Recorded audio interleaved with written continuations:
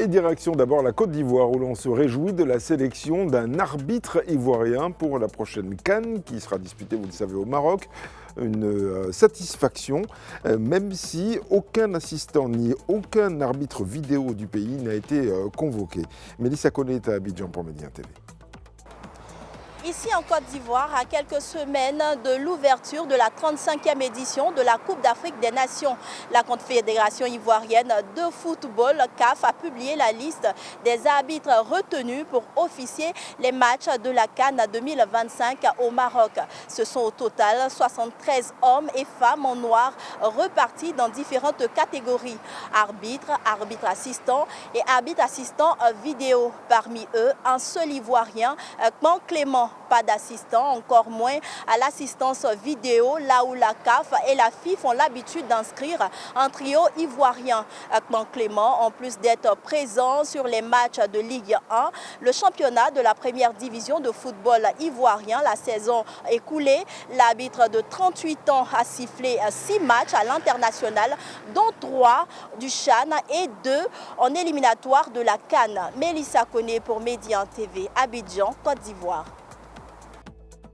Au Niger se tient actuellement le festival de l'Aïr, qui est un festival haut en couleur pour célébrer la culture touareg. Jean-Djibril William est à Iferouane pour Média TV. C'est ici même, dans la région d'Agadez, à quelques 1500 km de la capitale nigérienne, que se tient jusqu'au 7 décembre prochain le festival de l'Aïr.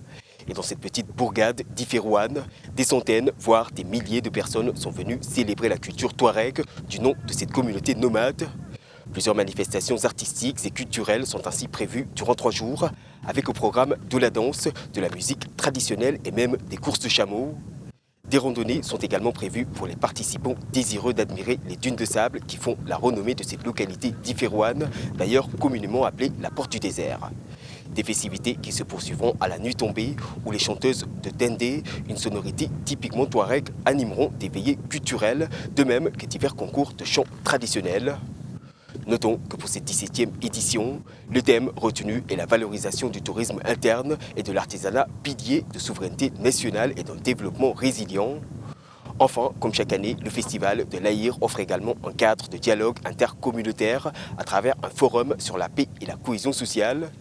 Il devrait regrouper plusieurs communautés venues de tout le Niger, du Mali, du Burkina Faso, mais aussi du Tchad, pays invité d'honneur. Jean-Djibril William, depuis Agadez au Niger pour Média TV. Au Sénégal, les journalistes ont, eux, entamé une réflexion sur leur mission, et particulièrement lorsqu'il s'agit de traiter une information en cas de conflit. Eva Sania est à Dakar pour Média TV. Ici au Sénégal, la minute des correspondants s'intéresse aujourd'hui au journalisme responsable face au conflit. Le concept implique de privilégier l'équité, la transparence, l'humanisation qui consiste à donner une voix aux victimes et consiste également à vérifier les faits et donc protéger ses sources tout en adoptant un langage non haineux pour ne pas donc aggraver la violence. Aujourd'hui, les médias, surtout la radio et la presse en ligne, jouent un rôle primordial pour l'information des populations. Un travail de croisement est donc nécessaire dans l'exercice de cette mission afin de transmettre des informations crédibles. Dans une situation de conflit, le journaliste ne doit pas faire l'apologie du conflit. Sa position doit être impartiale en vue de promouvoir un journalisme responsable et donc respecté.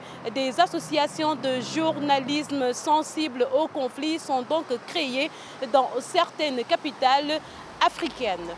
Eva Sania Dakar pour Média TV.